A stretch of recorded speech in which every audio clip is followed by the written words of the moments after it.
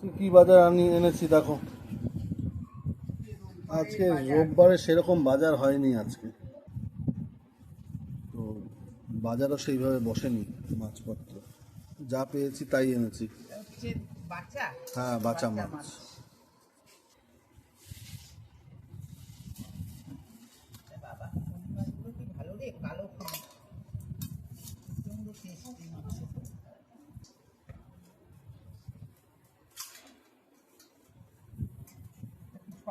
China পুঁটি।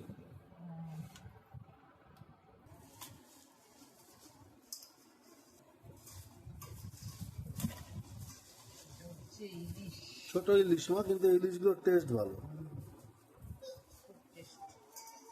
সব দিন তো আর 1800 টাকা 1500 টাকা কেজি ইলিশ খাওয়া যায় না।